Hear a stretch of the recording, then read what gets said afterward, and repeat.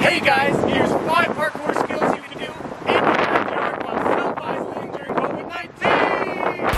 I'm a gymnasta, I do gymnastics. Wouldn't you like to do gymnastics?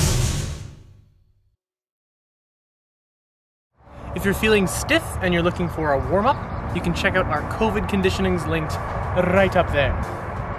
So just a heads up, this is the last video we'll put out for a while, and all these skills are some of the toughest ones that we've done yet. So if you're having a little bit of trouble finishing each one, that's totally fine. These are made to be a little bit more advanced so that they take you guys a little bit longer to figure out, and so they give you a bit more of a challenge now that you've figured out and learned our other skills along the way. All right, first skill that we're gonna try is a dive shoulder roll. We're gonna show you that first, and then we'll teach you how to do it.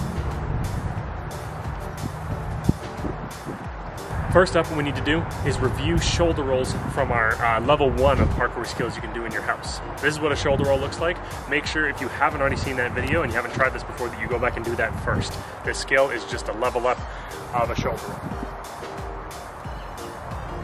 So you notice Jared's using his palms to absorb the ground and almost do like a push-up into it instead of just right away dropping onto his shoulder. I really want it to be heavy on the hands.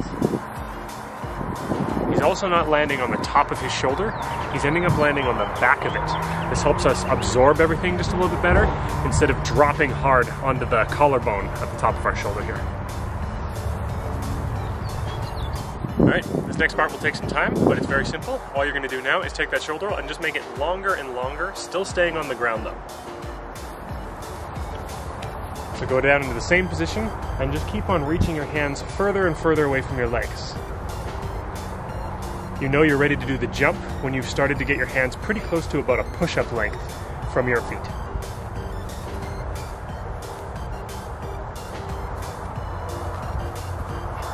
After that, you start adding a tiny little jump into it. Now this is where it becomes very important to make sure you are heavily on your hands. Feel yourself absorbing just like you would with your legs when you take a landing, but with your hands, your upper arms, and your shoulders. And then as you get more comfortable, start jumping a little bit farther into it. It does also help if you swing your arms up into this, just like we're doing a grasshopper.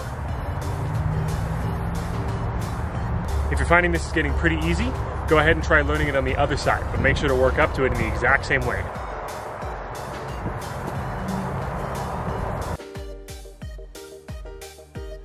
Hello, I'm Jared.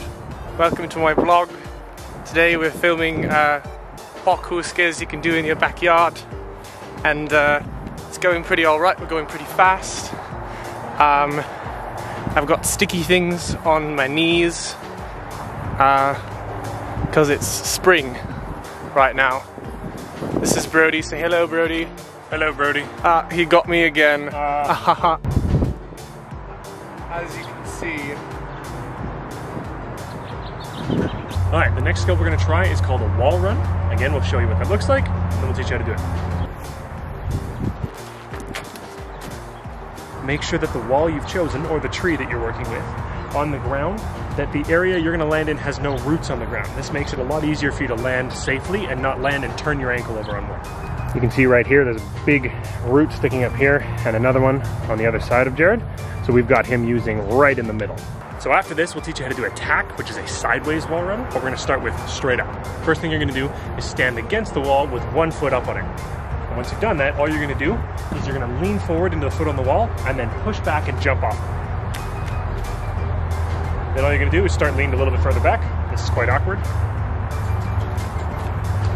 And then as you get comfortable, you'll add in a step from the ground instead. It does also help if you swing your arms up just a little bit as you do this. Now once you've gotten comfortable, you can start actually adding in a few more steps. The thing to be careful of here though, is that you make sure your foot is high enough that you're not going to jam your ankle. You want to make sure your body is leaning back so you stick the wall and you protect your ankles. It's also not a good idea to have your foot too low or it'll slide down and you'll end up hitting the wall with your face instead. So make sure to put your foot a little bit higher than your knee and to lean backwards away from the wall. Both of those things will make you stick to the wall and help you run higher. Practice what Jared's doing here, where he lands facing the tree that he jumped off of, and practice after you've pushed off, turning around at least a little bit and landing the other way. if you're going to turn, make sure to turn away from the foot that's planted on the wall. So for instance, Jared puts left foot on the wall, so he's going to turn to the right. This can be really helpful when you're either trying to run up and climb a fence or trying to jump up and grab a branch in a tree. Either way, you do want to be reaching up above you as you run, but be careful not to run with your hands. Mostly all that does is push you away from the wall. So watch one more time, Jared will run up and reach. The next version of wall run we're going to try is called a tack, as in T-A-C, like a tic-tac. You're going to do this running sideways. We'll show you first, then we'll explain it. The goal here is to gain some height, but it's mostly to change direction and keep traveling forwards. This one is super simple. Just make sure, whatever wall that you're running off of, same deal, make sure to lean away from it. You want to be at about 45 degrees from the wall. That's why it's easier to run on a slanted wall. So a tree that you can find, which is actually a bit slanted like this one, makes it a lot easier. Make sure to try this on both feet, and most importantly, make sure your foot is pointing pretty much directly in the direction you're going. Maybe a little bit upwards, but only a little. Last thing for you to know when you're using tack for anything is make sure the angle that you run up isn't too shallow. What we mean by that is if your wall is straight on like this, make sure you've got a pretty heavy angle going into it. If you're running pretty much straight alongside it, it's going to be really hard to get your grip.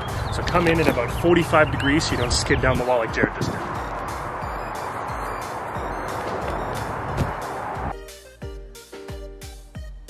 The next skill we're going to try is one of my favorites. It's called the butterfly kick. I'll show you that first, and then we'll teach you how to do it. If you haven't already, make sure to do a full stretch out before trying this skill. It's going to use all kinds of weird little muscles that you don't normally use, so make sure you're really nice and limbered up before you give it a try. Alright, it's getting real windy out here, so sorry if the audio is a little bit awkward. I'll try and stay nice and close so you guys can still hear me. Alright, the first thing that you're going to need to do to figure this one out is going to look a little bit weird, but that's okay. You're going to stand on one foot, just like Jared. Make sure that that foot is the front foot when you cartwheel. So for me, I cartwheel right foot and right hand first. Therefore, I'm going to stand on my right foot. Then what you're going to do is you're going to bend your leg and your torso down to the ground and jump up into the air and lift them both up. As we look, it looks like Jared's flying. He's pulling his heel up behind him and he's opening up his arms to his sides as well. We want both of these things. You're going to practice this on both sides just to get used to it, but you're going to make sure that you've really gotten good at it on your cartwheel takeoff side. So now you're going to start in a lunge on your non-dominant foot. So if you cartwheel with your left foot forwards, you start with your right foot forwards, or vice versa. Then you're going to sweep your chest down low and end up facing the other way in a lunge. After that, start with your chest up in the air, then drop it down, swing through the lunge, and bring it back up. Up, down, up. Then finally, do what Jared's doing now, where the end of the lunge looks like you're about to do the same jump you just practiced on your dominant foot. Finally, put that all together, let your arms swing up just a little bit as you go around. Make sure your chest stays flat, that it doesn't go upside down, but it stays flat in a circle. And then jump. And then try landing on the other foot. Spread your legs out a little bit wide in the air, and you'll do a butterfly kick.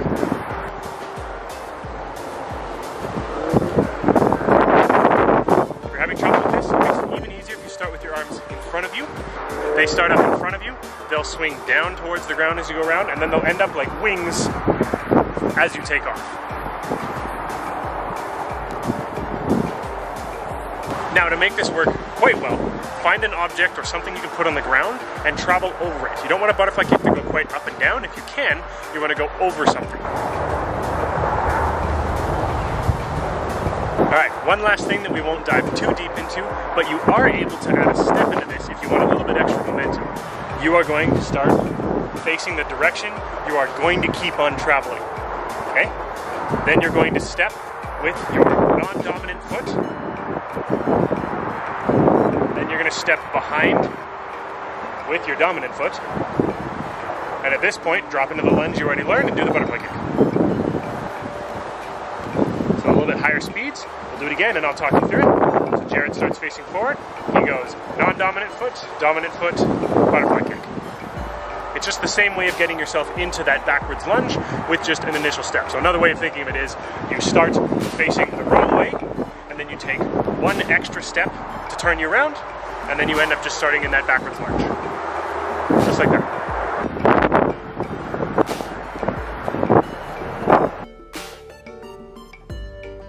Alright, it's going to be especially loud over here underneath the tree, so I'll stay nice and close so you guys can still hear me. This one is super simple.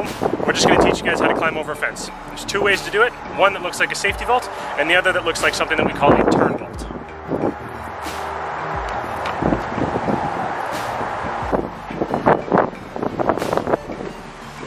Most important thing for these is make sure that you are tall enough or that you've given yourself something to boost you up so you can jump to front support like we've practiced in our gymnastic skills that we did outside.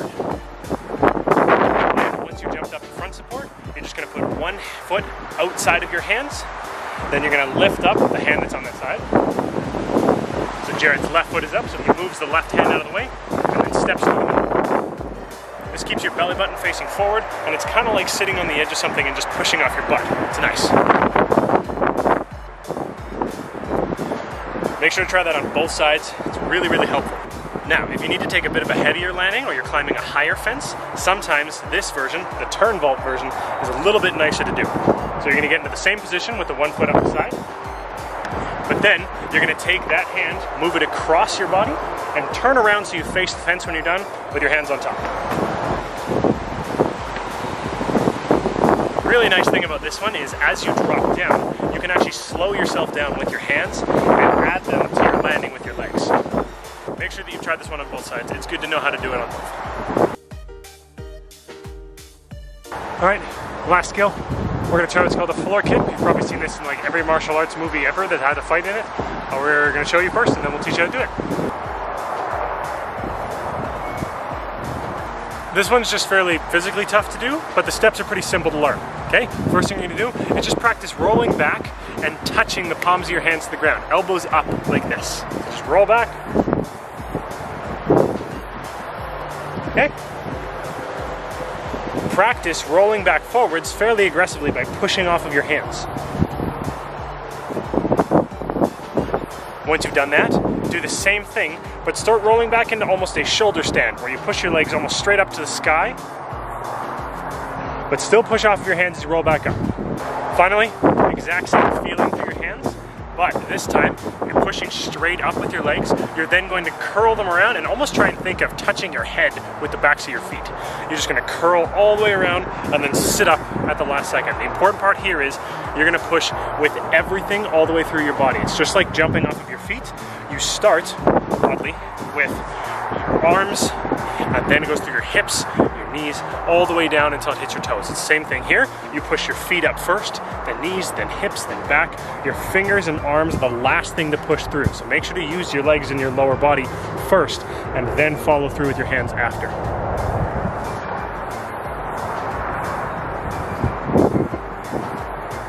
You are going to fall on your butt a lot. That is okay. If you feel like it, grab an old blanket or pillow or something like that to just put underneath you, because this is just going to take a bunch of tries of you falling over and hitting your tailbone. So find some grass or some squishy stuff.